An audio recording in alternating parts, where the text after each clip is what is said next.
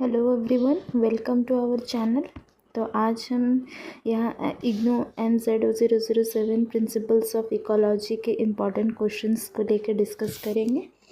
सबसे पहला क्वेश्चन है, explain the basic important characteristics common to all ecosystem. पहले यहाँ पे देख सकते हैं कि an ecosystem is a functional unit of nature resulting from the integration of all its living and non-living components। एक इकोसिस्टम जो बनता है, एक इकोसिस्टम एक ऐसा यूनिट है जहाँ पे हमारे लिविंग और नॉन लिविंग कंपोनेंट्स इंटरैक्ट करते हैं। This components have evolve together over a long period allowing organisms to survive under specific physical conditions. Although physical environments vary across different ecosystems like forest, grasslands or oceans, ecologists have identified 4 basic characteristics common to all ecosystems। 4 basic characteristics हैं जो कि सारे ecosystems, forest ecosystem, grassland ecosystem या फिर oceans मैंने aquatic ecosystem, सबके लिए ये कॉमन है। First point is link with other ecosystem. No ecosystem exist in isolation. कोई इकोसिस्टम अकेला एग्जिस्ट नहीं करता है। They are continuously interconnected via the exchange of energy and matter.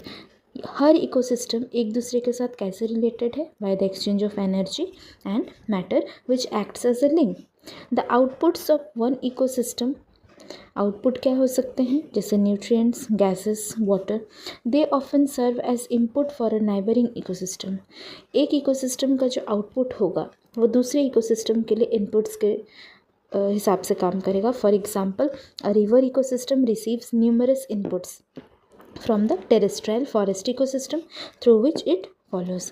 एक रिवर इकोसिस्टम बहुत सारे इनपुट्स को क्या करता है? फॉलो करता है, जो उसको कहाँ से मिलता है? जो उसको टेरेस्ट्रियल या फिर फॉरेस्ट इकोसिस्टम से मिलता है। Structural complexity. The structural complexity of an ecosystem is determined by a combination of several factors. किसी भी इकोसिस्टम का स्ट्रक्चर जो है वो बहुत सारे फैक्टर्स के ऊपर डिपेंड करता है। सबसे पहला फैक्टर है स्पीशीज़ कॉम्पोजिशन। वो इकोसिस्टम किस चीज़ से बना है? वो प्लांट्स से बना है, एनिमल्स, माइक्रोब्स, सारे जो उसमें ऑर्गेनिजम्स प्रेजेंट होंगे उनसे बना है, तो उसके ऊपर डिपेंड करता है। फिज़िकल कंडीशंस जो वैरी करते हैं इन्वायरमेंट में, जैसे सीजनल चेंजेस हो गए, tidal shifts, rainfall, nutrients level, इसके ऊपर डिपेंड करता है। Presence of distinctive interacting habitats. कौन कौन से हैबिटेट उसमें हैं जो एक दूसरे के साथ इंटरैक्ट कर रहे हैं with in broader ecosystem such as grass, beds और mangroves.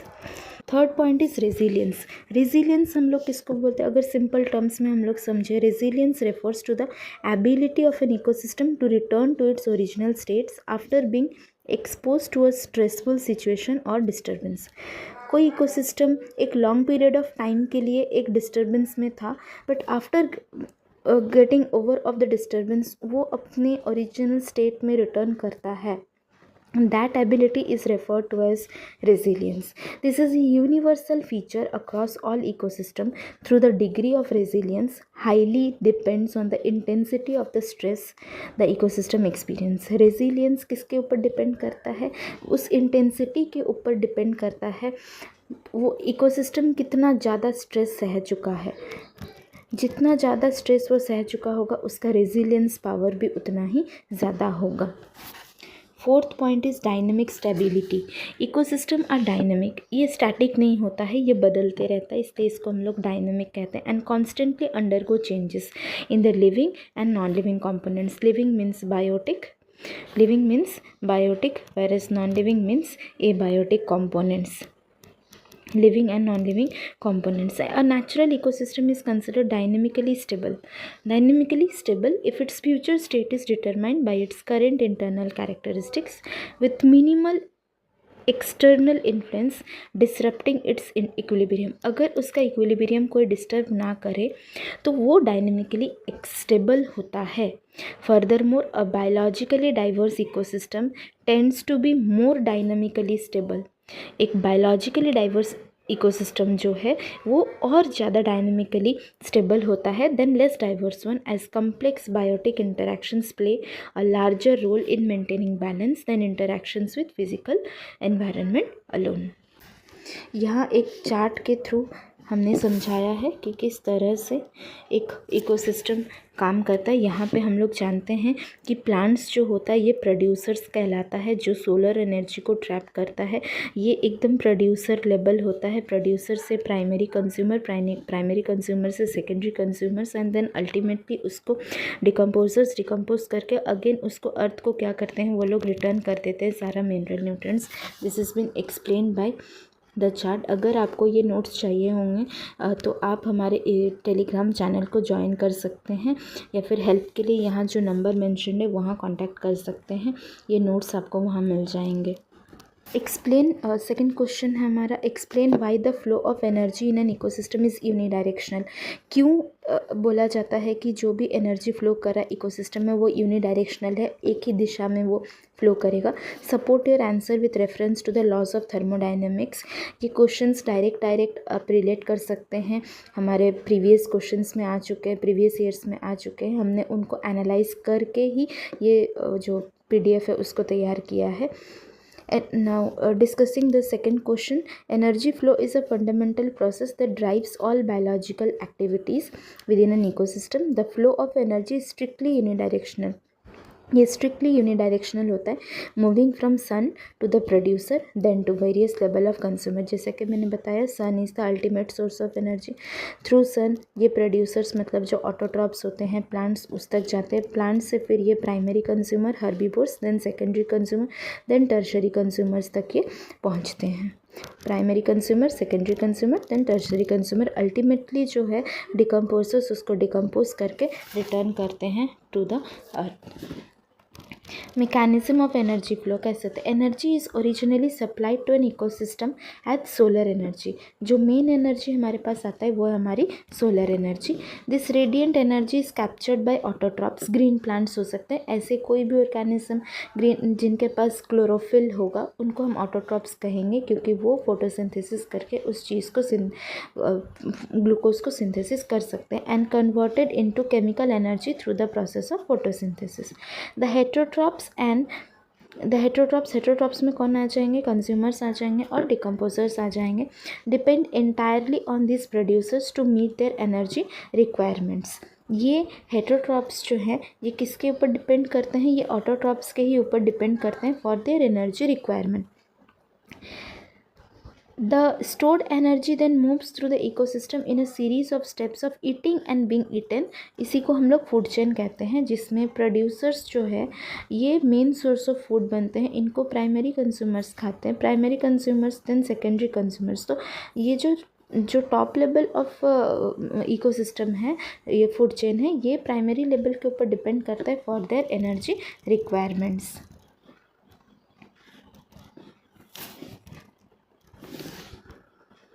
Thermodynamics and the 10% law. तो ये बहुत इंपॉर्टेंट है हमारे सिलेबस के लिए। आंसर राइटिंग में जब भी लिखे इसको ज़रूर मेंशन करिए अगर ये क्वेश्चन आता है, because it is very important. इसमें बताया जाता है कि जैसे ही प्रोड्यूसर से कंज्यूमर तक फ्लो होता है एनर्जी, हर स्टेप में 10% एनर्जी डिडक्ट होते जाता है, कम होते जाता है। इसी को हम लोग थर्मोडाइनमिक्स के हिसाब से 10% लॉ के नाम से जानते हैं। As we know that unidirectional flow and continuous loss of energy can be best understood through the pyramid of energy. pyramid of energy में सबसे बेस में प्रोड्यूसर्स होते हैं एंड टॉप लेवल में कंज्यूमर्स आते जाते हैं। pyramid of energy which eliminates the drawbacks of pyramid of numbers and biomass by reflecting the true functional properties of an ecosystem. The principles governing this flow are aligned with 10% law formulated by Raymond Lindman. इनका नाम अच्छे से याद रखिएगा कि किनके द्वारा ये दिया गया था, that is Raymond Lindeman. According to this law, only about 10% of the energy is successfully passed on to the next successive trophic level. Remaining 90% of energy is used up during the metabolic process and cellular respiration of the organism, lost to the surrounding environment primarily as heat and discarded as unassimilated waste product.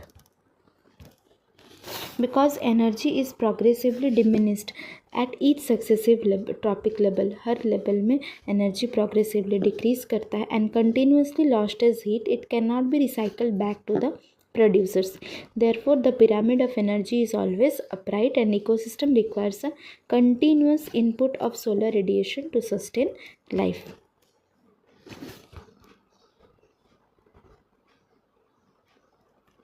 Pyramid of energy in grassland, forest and pond ecosystem.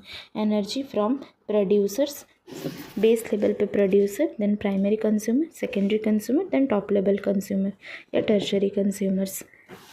This is how energy flow. Let us consider कि यहाँ पे 10,000 joule of energy producers के पास था. Primary consumers तक जाते जाते 10% घट के यहाँ हो जाएगा 1000, देन इट विल बी 100. और जब टॉप लेवल कंज्यूमर के पास जाता है देन इट बिकम्स 10 जूल. हर स्टेप में 10% करके एनर्जी जो है वो घटते जाएगा. This is known as 10% law. Question: enumerate the main events of the hydrological cycle and explain how human activities disrupt each of these events. The hydrological cycle, hydro means water, तो water cycle is a crucial biogeochemical cycle that maintains the continuous flow of water between the earth's ecosystem and the atmosphere. ये किसके किसके बीच में balance maintain करता है?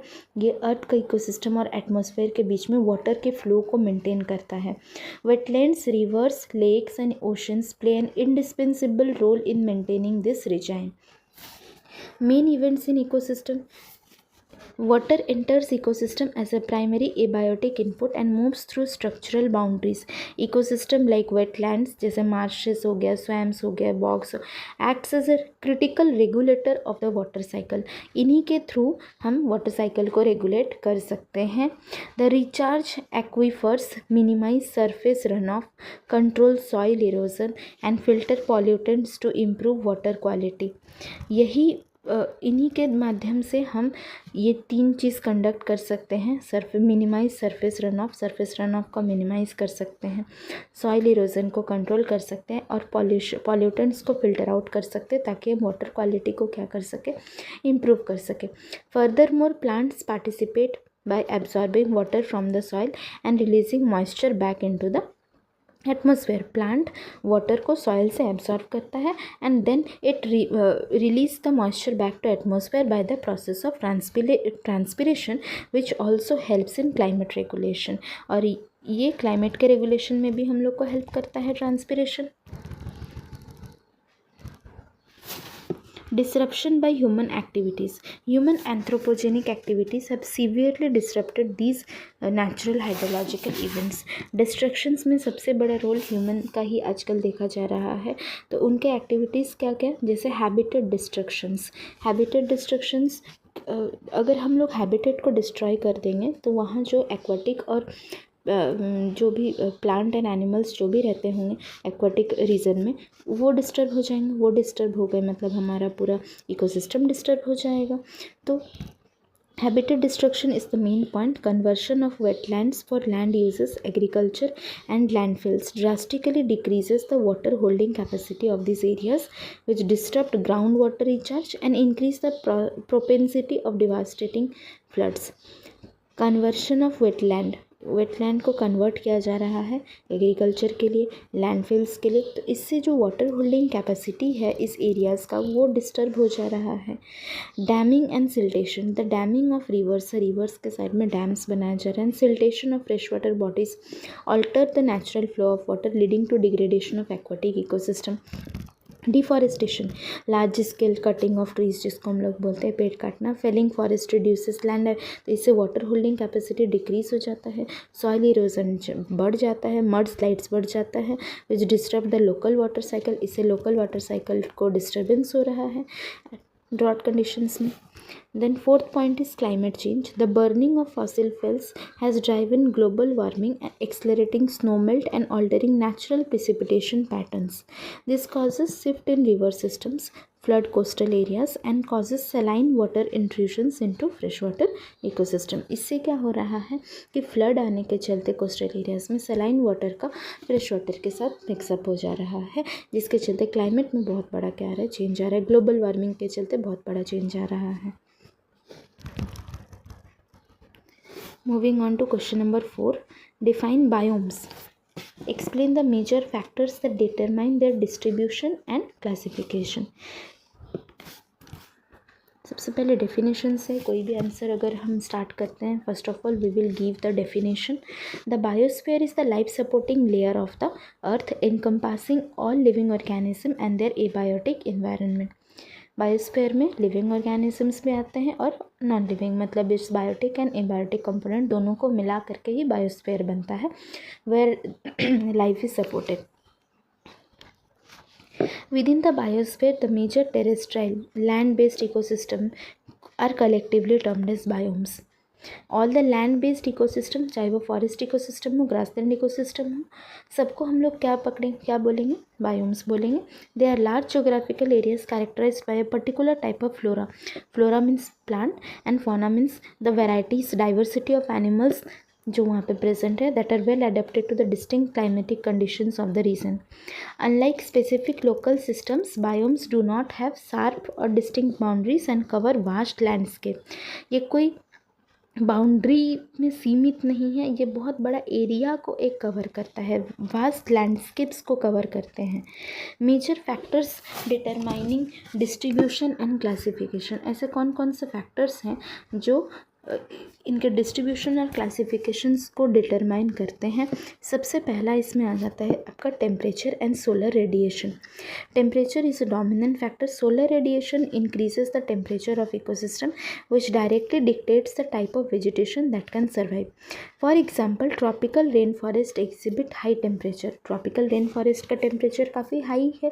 Canopies मतलब tree का जो अपर रीजन है वो बहुत डेंस है, जबकि टुंड्रा वेजिटेशंस में, अगर टुंड्रा रीजन या फिर टुंड्रा इकोसिस्टम में अगर देखें, are characterized by extremely low temperature. वहाँ पे टेम्परेचर काफ़ी लो है.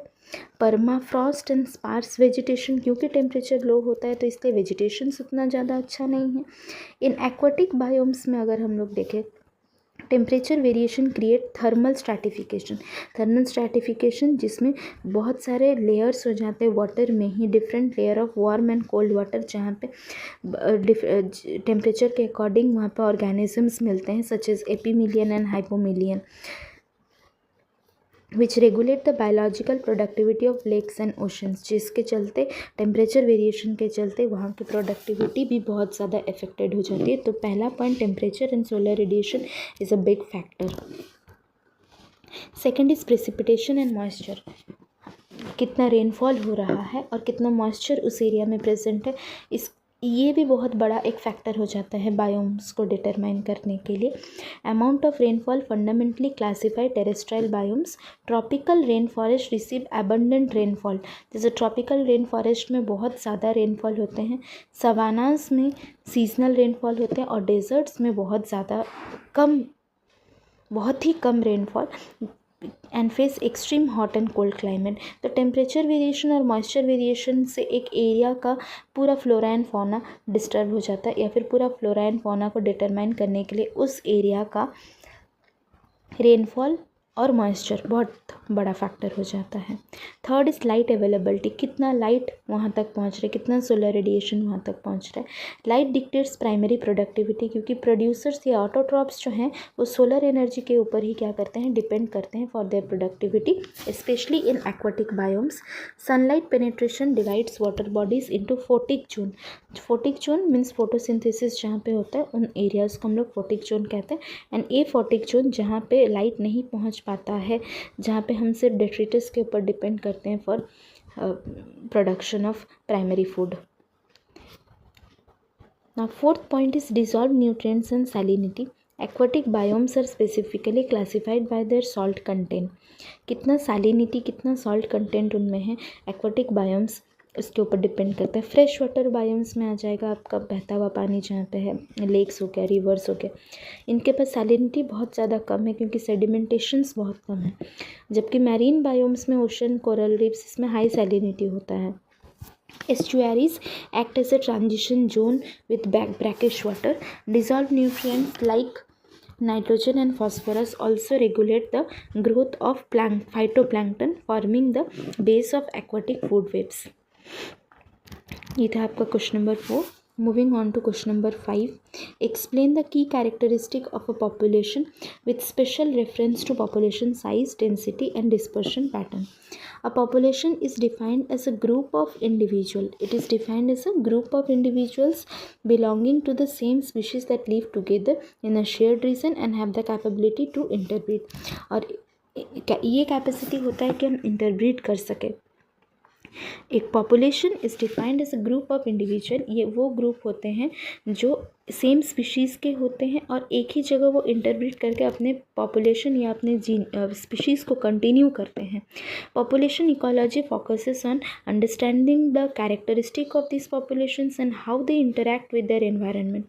The key characteristic use to study and compare different populations are. First है पॉपुलेशन साइज. एक पहला फैक्टर और बहुत ही मेन फैक्टर जो किसी भी पैटर्न को स्टडी करने के लिए काम में आता है वो है आपका पॉपुलेशन साइज.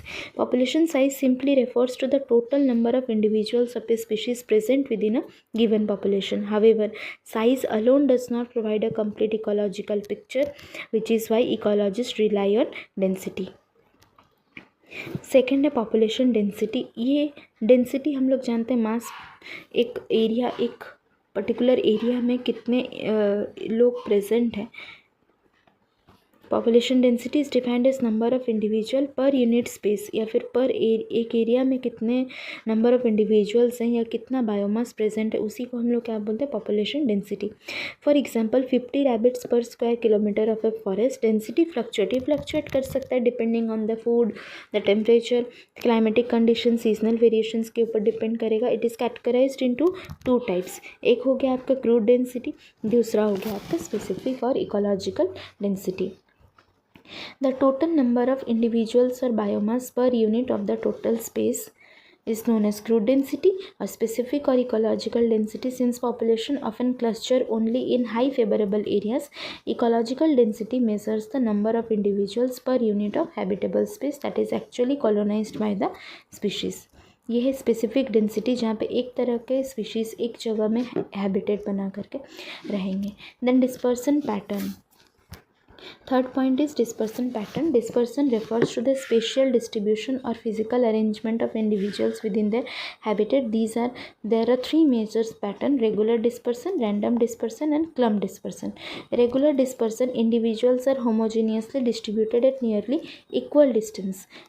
Equal distance में वो dispersed रहेंगे from one another. This is rare in natural settings but common in man-managed systems or among animals with strict territorial behavior.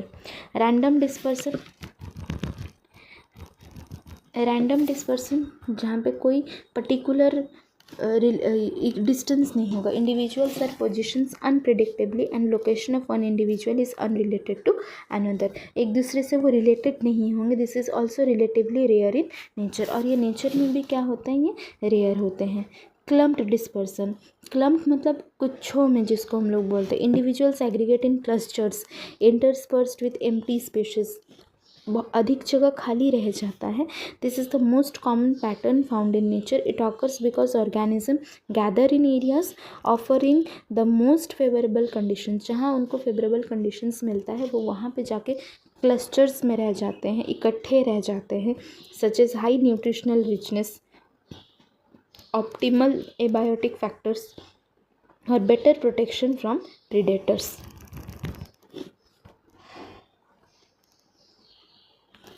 Regular dispersion में आप देख सकते हैं कि इनके बीच का जो डिस्टेंस है वो इक्वल है.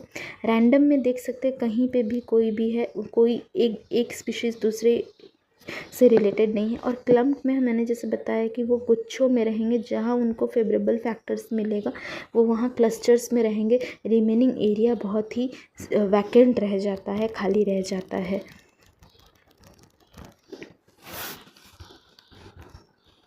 Moving on to next question number 6. Discuss how survivorship curves, very important question, survivorship curves type 1, type 2, type 3 represent different mortality pattern in populations, giving suitable example for each. A survivorship curve is a graphical representation. ये एक graphical representation, कोई भी curve होगा, जैसे हमने पढ़ा है sigmoid curve, ये सारे graphical representations होते हैं जहाँ हम डेटा को appropriate mathematical इक्वेशन में रिप्रेजेंट कर सकते हैं. A survivorship curve is a graphical representation that measures the proportion of individuals in a given species that are expected to survive to any specific age. It is plotted with the number of survivors, usually on a logarithmic scale, on the y-axis and age on the x-axis.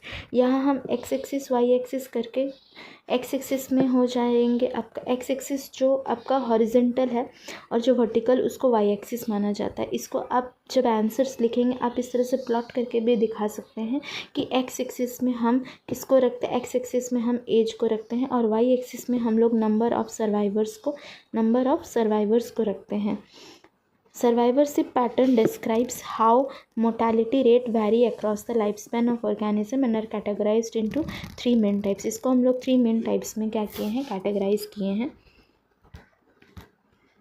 Type 1 survivorship pattern which is also known as highly convex curve.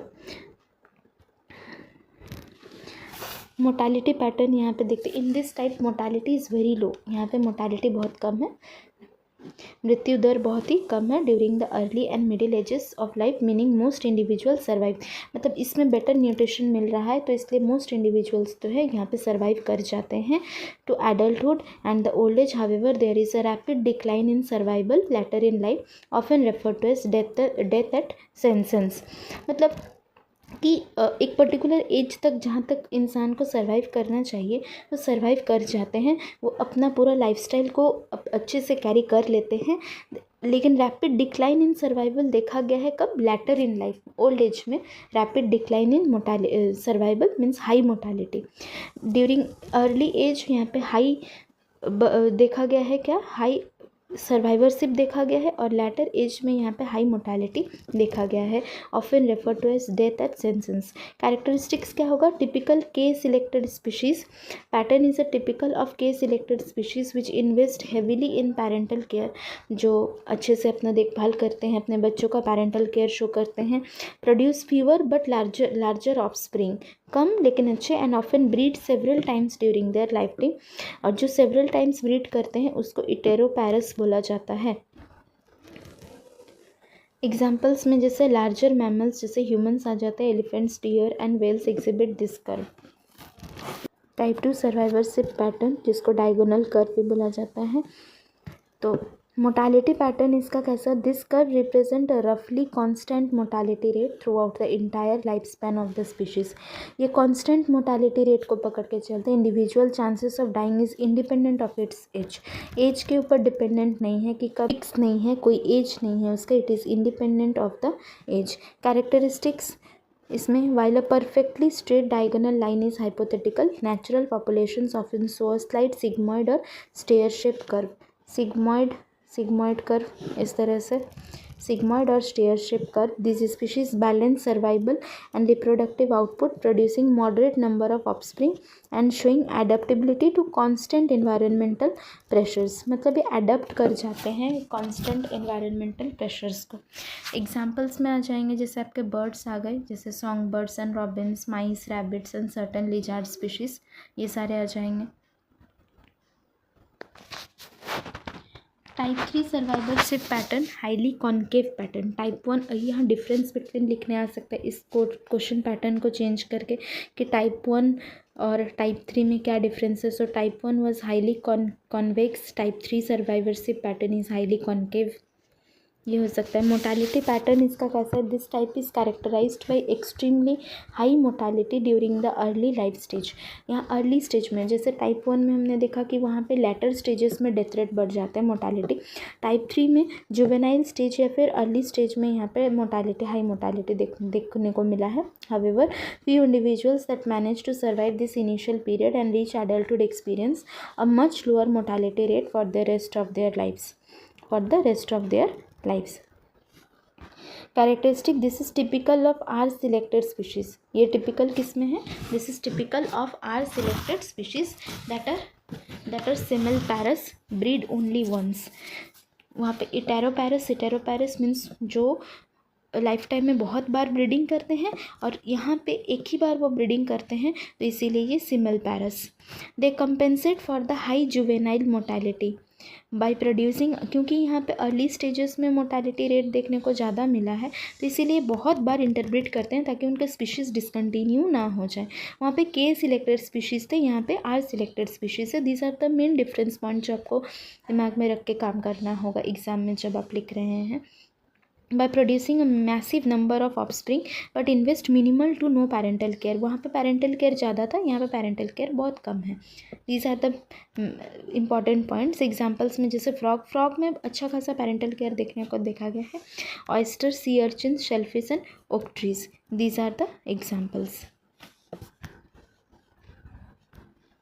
Different types of survivorship curves यहाँ पे देखने को मिल सकता है हम लोग को।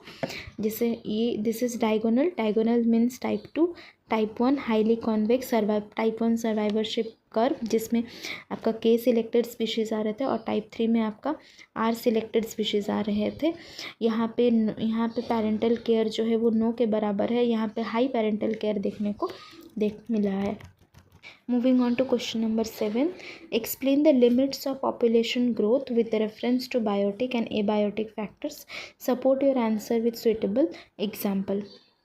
अब हम लिमिट्स के बारे में डिस्कस करेंगे population growth with reference to, किसके रेफरेंस में, biotic and abiotic factors. This is also very important questions which we can get in our exam. Under ideal conditions with unlimited resources a population can grow exponentially। However, in nature infinite growth is impossible। क्यों infinite growth impossible है? क्योंकि कुछ ना कुछ restrictions हमको real world में मिलते ही हैं, because populations are constant by environmental carrying capacity, जिसको हम लोग के से डिटरमाइन करते हैं। Factor that limit the growth and regulation of a population are broadly classified into biotic that is density dependent and abiotic which is density independent factors। Number 1 is biotic factor। Biotic factor is density dependent limits। These are living forces whose impact intensifies as population density increases।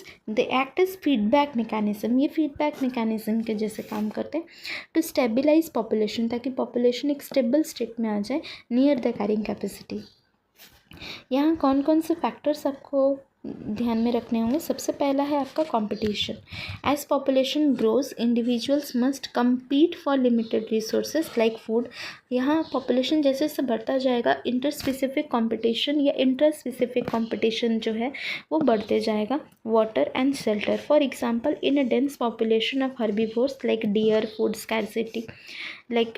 Food scarcity can lead to malnutrition। अगर उनका food कम होगा तो उनको protein deficiency से malnutrition हो सकता है, जिससे उनका रिप्रोडक्टिव सक्सेस जो है वो क्या हो जाएगा, रिड्यूस हो जाएगा, उनका ब्रीडिंग कैपेसिटी रिड्यूस हो जाएगा और उनका पॉपुलेशन भी धीरे धीरे रिड्यूस हो जाएगा।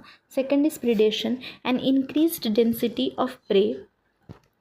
increased density of prey naturally attracts a higher amount of predators which subsequently drives the population down। For instance, lion hunting zebras directly impact and regulate the zebra population। Third is disease and parasitism। High population density facilitate the rapid transmission of pathogens। अगर population ज़्यादा होगा, crowding ज़्यादा होगी तो बीमारी फैलने की भी जो चांसेस हैं वो भी ज़्यादा होंगी। For example crowding in amphibian population accelerate the spread of deadly fungus infections. तो इससे इन्फेक्शंस जो है एक दूसरे से बहुत जल्दी क्या हो जाएंगे, ट्रांसमिट होंगे। Next is biotic potential. Species inherent reproductive strategy sets as natural limit. Elephants have slow reproductive rate and high parental investment inherently limiting rapid expansion unlike insect. Insects में पेरेंटल केयर बहुत कम होता है लेकिन उनका reproductive rate काफ़ी ज़्यादा होता है। हालांकि जो एलिफेंट्स हैं, जो लार्जर एनिमल्स होते हैं, उनका रिप्रोडक्टिव रेट स्लो होता है बट उनका पेरेंटल केयर जो है वो बहुत ज़्यादा होता है। Second is abiotic factors means the density dependent limit. Biotic factors जो थे वो डेंसिटी डिपेंडेंट थे, ये डेंसिटी इंडिपेंडेंट है, मतलब ये डेंसिटी के ऊपर डिपेंड नहीं करते हैं। These are the factors which are non living, physical और chemical that affect populations regardless of the density. ये डेंसिटी के ऊपर डिपेंड नहीं करता है। They causes sudden unpredictable declines in population size. First is climate and weather extremes. Sudden changes such as severe drought or extreme temperatures can sharply reduce population. इससे populations जो है वो sharply क्या हो जाएंगे, reduce हो जाएंगे. A prolonged drought, for example, can devastate frog population by completely drying up water bodies they need for breeding. Second is natural disaster. Events like wildfires, floods, hurricanes and earthquakes cause abrupt and massive population loss. जंगलों में आग, बाढ़ आ जाना, hurricane, earthquake, जितना भी devastating factors है या natural calamities है, इससे भी बहुत ही पॉपुलेशन लॉस हो जाता है. तो ये नहीं देखेगा कि कहाँ कितने लोग प्रेजेंट है, ये डेंसिटी के ऊपर डिपेंड नहीं करता है. जैसे सुनामी आएगा तो एक लार्ज स्केल पॉपुलेशन को लेकर के वो डूबेगा. Tsunami can wipe out coastal, marine and terrestrial population instantly regardless of how dense और sparse the population originally was. और ये नहीं देखेगा कि कितना कम या कितना ज़्यादा है, वो सिर्फ आएगा तो नेचुरल कैलेमिटीज़ का इफ़ेक्ट शो करके जाएगा. Question number 8, differentiate between intra specific, very very important, ये VVI है, मार्क करके रखिएगा इसको. Differentiate between inter specific and inter specific interactions. देखिए दो टर्म जब यहाँ पे आते हैं, एक है इंटर स्पेसिफिक, एक इंट्रा स्पेसिफिक. इंटर हम लोग जैसे स्कूल में करते हैं इंटर हाउस कंपटीशन या inter school competition. Inter school competition means दो स्कूलों के बीच में कंपटीशन, और इंट्रा हाउस कंपटीशन स्कूल के बीच में, हाउसेस के बीच में competition. With in your school तो इंट्रा स्कूल, एंड जब दो स्कूल के बीच में हो रहा है अलग अलग स्कूल के तो इंटर स्कूल कंपटीशन. सेम यहाँ पे भी intra specific means with in the same species अगर फूड या शेल्टर या पार्टनर के लिए कंपटीशन हो रहा है तो it is intra specific competition. और अगर अलग अलग स्पीशीज़ के बीच में हो रहा है competition, that is inter specific competitions. Organisms in nature do not exist in isolation. कोई अकेला नहीं है, कोई आइसोलेशन में नहीं है. दे कंटिन्यूसली इंटरेक्ट, वो कंटिन्यूसली इंटरेक्ट कर रहे हैं एक दूसरे के साथ. And broadly classified into two categories, these are inter specific and inter specific competitions. Like intraspecific interactions में these are ecological interactions that occur between individuals belonging to the same species. जो same species में belong करते हैं तो हम लोग क्या बोलेंगे उसको, inter specific interactions. Examples, seedlings of the same plant species growing close together competing for soil nutrients, space and water. Same plant species के जो सीडलिंग्स है वो एक दूसरे से कंपटीशन कर रहे हैं. Another example is male robins aggressively defending their nesting territories from other male robins. तो रॉबिन्स के बीच में हो रहा है, सेम स्पीशीज़ के बीच में हो रहा है कंपटीशन, चाहे वो किसी भी चीज़ के लिए हो. That is intra specific interactions. Ecological significance इसका क्या है, intra specific interactions are critical for regulating population sizes through intense competition for limited resources. These interactions prevent overpopulation and ensure the population remains within the environment carrying capacity. Furthermore, it drives natural selections by favoring individuals with advantages traits. इससे उनका क्या क्या advantages होता है, उनका foraging capacity better हो जाता है, उनका ग्रोथ भी फास्टर हो जाता है, leading to evolutionary adaptability. It also establishes social hierarchies means level, जिसको हम लोग बोलते हैं सोशल हायरार्कीज एंड टेरिटोरियलिटी. एक जगह साम्राज्य बनाने का capacity, territoriality, which optimizes resources using among individuals. और inter specific means different species के बीच में. इसको भी as a difference between questions वो लोग डाल सकते हैं. Inter specific and inter specific competitions. Interspecific interactions, these are the ecological interactions that occur between individuals of different species sharing a common environment. जो एक ही environment में रह रहे होंगे लेकिन उनका species अलग होगा. एक species 1 होगा तो दूसरा species 2 होगा. जैसे lion and hyena competing for the same prey like zebra in the African savanna. Another example is mutualistic interaction between flowering plants and their pollinators where bee get nectar and plant get pollinated. तो ये एक दूसरे के साथ interact करें, भले इससे दोनों को बेनिफिट भी हो सकता है. जब प्लस प्लस होगा तो म्यूचुअलिज्म होगा, प्लस माइनस होगा तो प्रे प्रेडेशन होगा, but they interact from different species, with in different species वो क्या करेंगे, इंटरेक्ट करेंगे। इसका इकोलॉजिकल सिग्निफिकेंस क्या होगा, like inter specific interaction save the structure and composition of ecological communities. Negative interaction जैसे कंपटीशन हो जाएगा, प्रिडेशन होगा, जिसमें एक प्लस में होगा तो दूसरा किस में होगा, माइनस में होगा। और पॉजिटिव होगा तो म्यूचुअलिज्म होगा, जिसमें दोनों को बेनिफिट होगा, जैसे पॉलिनेशन हो गया आपका। इससे प्लांट में नेक्टर लेने के लिए जो स्पीशीज़ आते हैं उनको नेक्टर मिल जाता है, और इसके चलते उनके बॉडी में बहुत सारे पॉलेंस वो कैरी करके ले जाते हैं, तो इससे प्लांट को बेनिफिट होता है कि उसका स्पीशीज़ ट्रांसमिट हो रहा है। इस तरह के रिलेशन को हम लोग म्यूचुअलिज्म बोलते हैं। तो चाहे प्लस प्लस हो या फिर माइनस प्लस हो, यहाँ पे दो स्पीशीज़ इंटरेक्ट कर रहे हैं और दोनों अलग अलग स्पीशीज़ के हैं, तो इसलिए इसको इंटर स्पेसिफिक कंपटीशन बोला जाता है। एडिशनली इस इंटरेक्शन से हम लोग को कोई इवोल्यूशनरी एडेप्टेशंस मिलेगा, वो कैमोफ्लेज करने का एडेप्टेशन आया, फैसिलिटेट एनर्जी ट्रांसफ़र, इससे एनर्जी ट्रांसफ़र और बेटर हो गया, न्यूट्रिएंट साइक्लिंग और बेटर हो गया।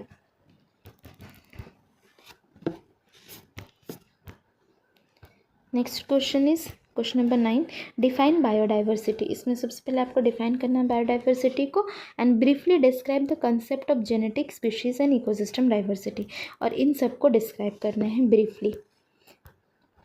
Definition, the term biological diversity was coined by Thomas Lovejoy in 1980, while the portmanteau word biodiversity, मतलब ये जो वर्ड है आपका बायोडाइवर्सिटी, ये कॉइंड किए थे entomologist E O. Wilson in 1986। The 1992 Earth Summit in Rio de Janeiro, यहाँ पे हुआ था 1992 में, defined biodiversity as the variability among living organism from all sources including terrestrial, marine and other aquatic ecosystem and the ecological complexes of which they are part। मतलब सारे ecosystems को लेकर के चलना है, और वहाँ पे जितने भी डाइवर्स ऑर्गेनिजम्स हैं उन सब का इकट्ठा रूप या क्लस्टर्स को हम लोग क्या बोलते हैं, बायोडाइवर्सिटी बोलते हैं। Which they are part, they include diversity with in species, between species and of ecosystem. Biodiversity is typically recognised and studied across 3 interrelated levels. सबसे पहला है आपका जेनेटिक डाइवर्सिटी, दूसरा है आपका क्या, स्पीशीज डाइवर्सिटी, एंड तीसरा है आपका ecosystem diversity. First of all is our genetic diversity, मतलब जीनस के बीच में या जीन्स के बीच में डाइवर्सिटी, देन आपके स्पीशीज़ के बीच में डाइवर्सिटी, देन आपका होल इकोसिस्टम के बीच में diversity. Often called the fundamental currency of diversity, genetic diversity refers to the variation of genes with in a single species. It forms the basis of difference among individuals of a given species. यहाँ given species के बीच में difference देखने को मिला है, arising from variations in the sequence of nucleotide pairs in their DNA. Genetic diversity is what allows the species to adapt to changing environment conditions. An isolated population with low genetic diversity faces a much higher vulnerability to extinction due to inbreeding and low immunity. Species diversity refers to difference between different species. ये अलग अलग species के बीच में diversity को हम लोग species diversity बोलेंगे, both domesticated and wild. It is the most visible component of biodiversity. मतलब अगर कोई चीज़ हमारे लिए पारदर्शी है बिल्कुल, वो है आपका स्पीशीज़ डाइवर्सिटी, जो हम लोग को देखने को भी मिलता है।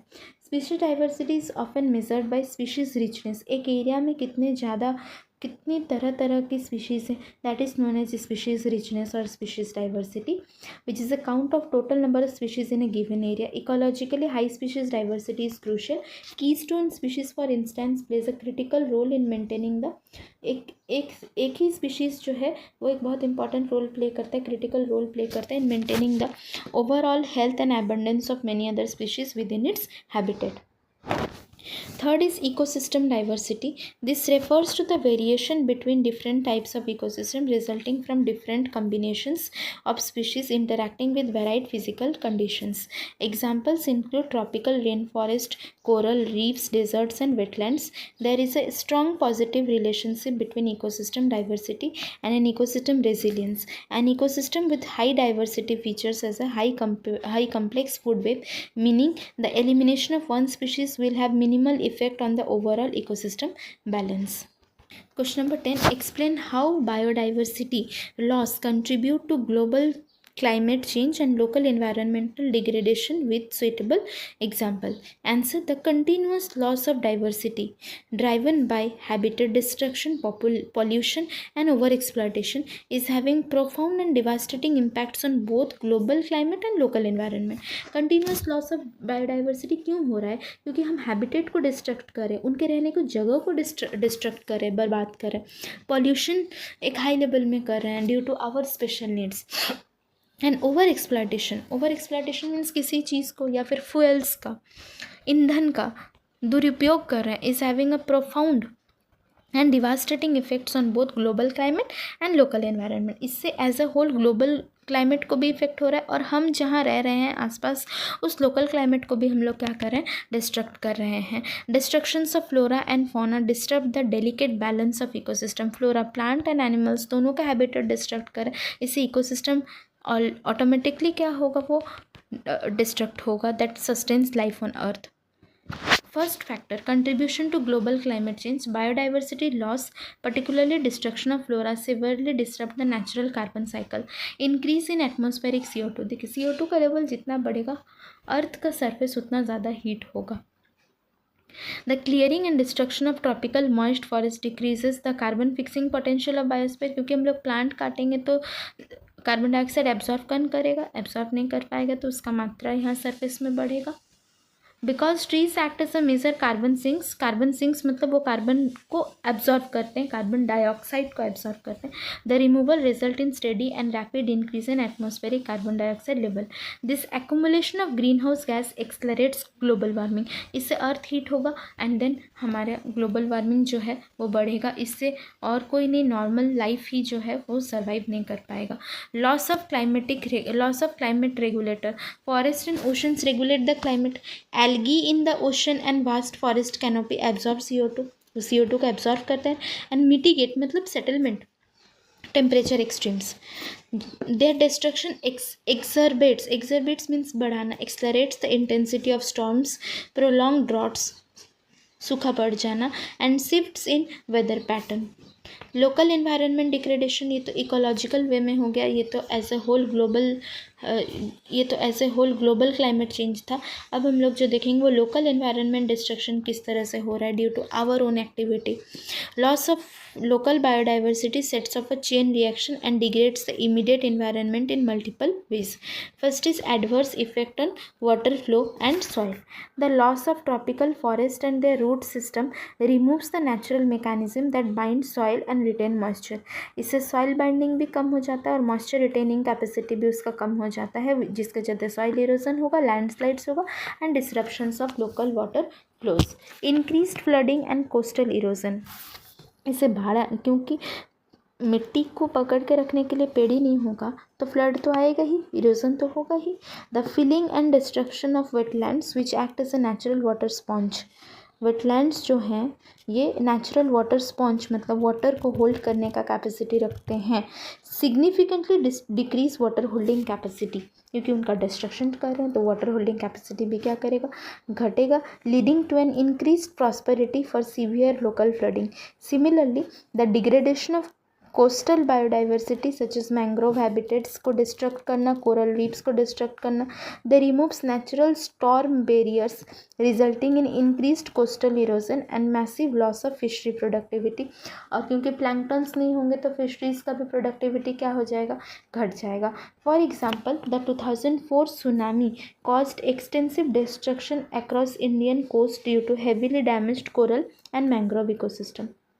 Third is habitat fragmentation. उनका हैबिटेट का डिस्ट्रक्शन हो रहा है, पॉपुलेशन कोलैप्स कर रहे हैं. As habitat are destroyed previously contiguous populations are split into small isolated and sub population. This fragmentation causes a loss of genetic diversity making local wild life highly vulnerable to disease and leading to localized extinctions. और इससे local wild life या फिर local aquatic life जो है वो extinct कर जाएंगे. Question number 11, define traditional ecological knowledge. TEK ये आ सकता है. And explain its role in biodiversity conservation. Traditional ecological knowledge is a cumulative system of knowledge, beliefs, and practice transmitted through oral traditions and first-hand observations across generations. It describes the relationships of living beings with another and with their environment. Traditional ecological knowledge encompass various areas, इसमें बहुत सारे areas आते हैं जिसमें ecosystem management आ जाएगा, आपका medicine आ जाएगा, pharmacology, wild life and fisheries, ये सारे एरियाज को टेक कवर करता है। इसका रोल क्या है बायोडाइवर्सिटी कंजर्वेशन में? प्रोटेक्शन ऑफ नेचुरल रिसोर्स को ये क्या करेगा? ये प्रोटेक्ट करेगा।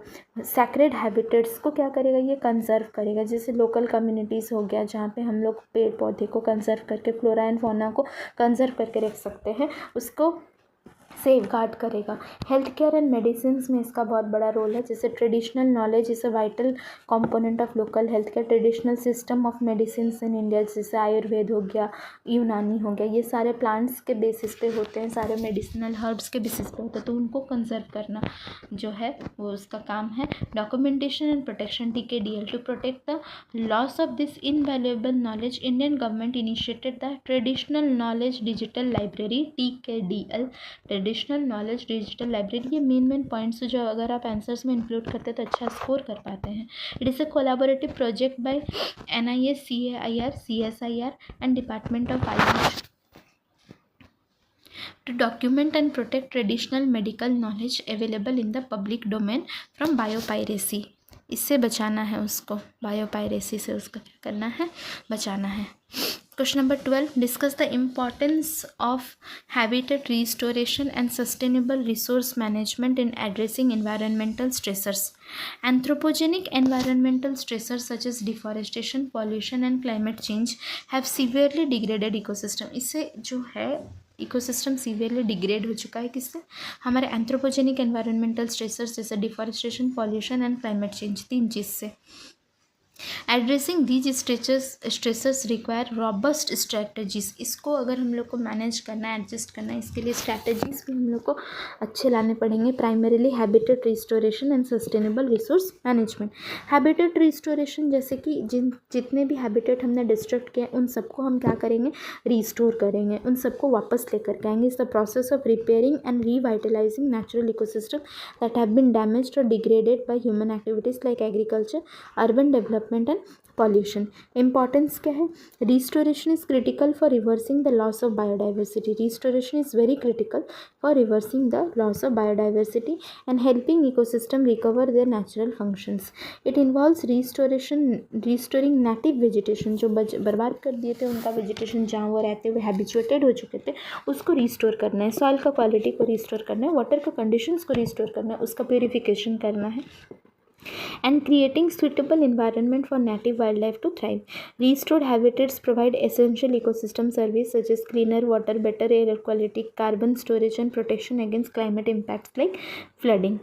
इन इंडिया द अरावली हिल्स, यहाँ एक केस स्टडी हम लोग देखेंगे किस तरह से हैबिटेट का रिस्टोरेशन किया गया है ना। In India the Aravalli hills in Haryana and Rajasthan suffered severe degradation from illegal mining. Illegal mining के चलते उनका हैबिटेट काफ़ी डिस्ट्रॉय हो चुका था। रिस्टोरेशन प्रोजेक्ट लाया गया वहाँ पे, like Aravalli biodiversity park in Gurugram, जहाँ पे हम बायोडाइवर्सिटी को कंजर्व करके रख सकते हैं। फ्लोरा एंड फौना जो हमारे लिए हेल्पफुल है उनको कंजर्व करके रख सकते हैं।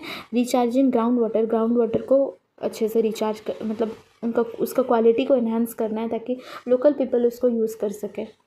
This successfully created suitable habitat, इससे सुइटेबल हैबिटेट फिर से बना, such as Indian grey mongoose जो एक्सटिंक्ट होने के कगार पे थे, peafowl serving as urban biodiversity refuge. Sustainable resource management.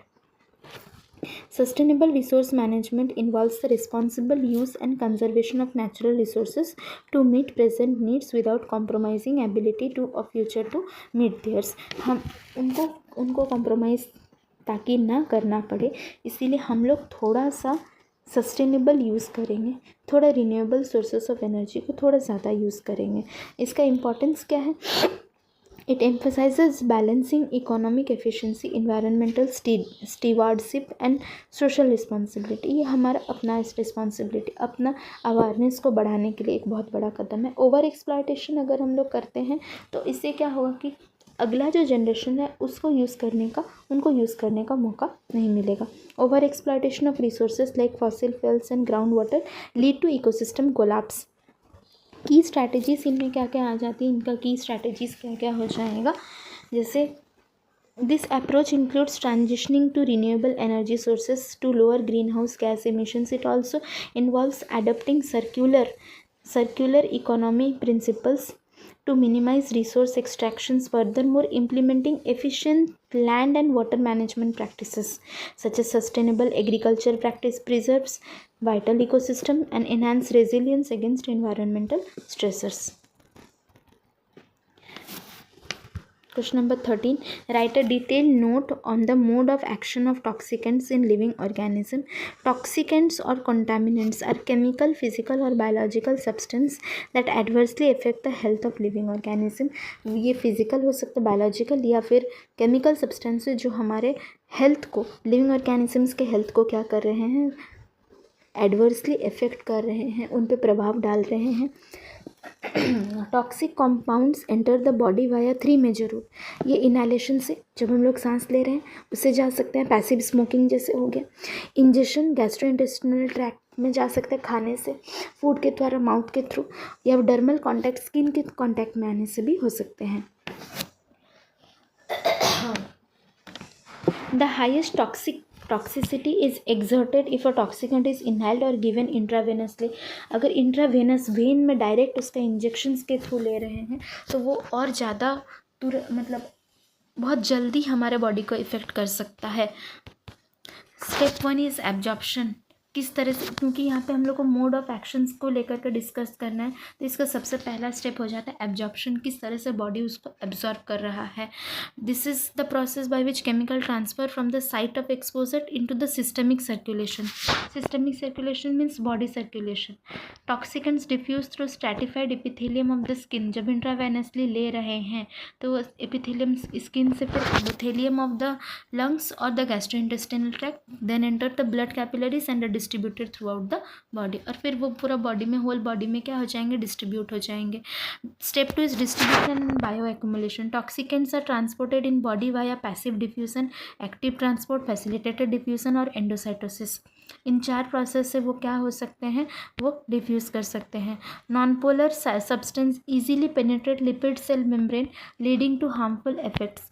Bio accumulation hydrophobic toxicants that resist metabolic degradation accumulate in the organism, temporarily storing in fat tissues.